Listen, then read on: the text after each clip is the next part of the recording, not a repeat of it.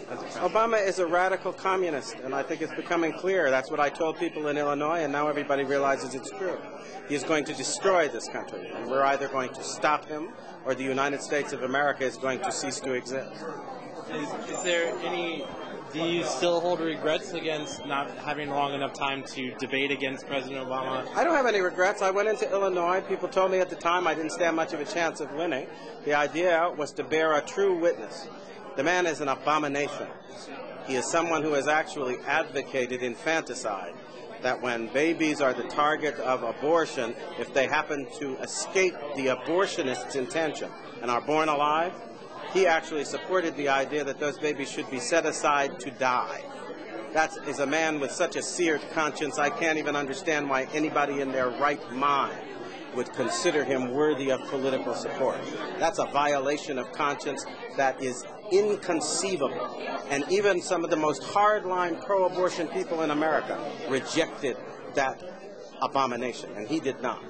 So what does tonight mean when President Obama is President of the United States? How does tonight play a role? That's another question. Is he President of the United States? According to the Constitution, in order to be eligible for president, you have to be a natural-born citizen. He has refused to provide proof that he is, in fact, a natural-born citizen. And his Kenyan relations say that he was born in Nairobi at a time when his mother was too young to transmit U.S. citizenship. So I'm not even sure he's President of the United States. No, that's not a laughing matter. Neither are many of our military people now who are going to court to ask the question, do we have to obey a man who is not qualified under the Constitution? We're in the midst of the greatest crisis this nation has ever seen.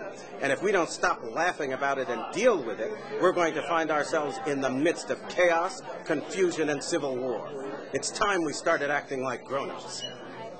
How could the policy that President Obama makes in the next couple of years affect activities like tonight? Sorry, the person you call President Obama, and I frankly refuse to call him that. Right. At the moment, he is somebody who is kind of an alleged usurper, who is alleged to be someone who is occupying that office without constitutional warrant to do so. And he's rushing forward with ideas like destroying our borders, an amnesty bill that will actually have the American taxpayer footing the bill for illegals to come to this country to live, to get housing, and to get everything they want. He is also somebody who has just announced a program that would essentially destroy the validity of existing mortgages and encourage everybody in the country to stop paying their mortgage because the government is going to pay it instead. This is insanity. It's as if we have put insane children and adolescents in charge of our government. And I think we need to ask simple questions. A couple of years ago, we were arguing over every penny in the United States budget, and it was quite clear we didn't have enough money to go around.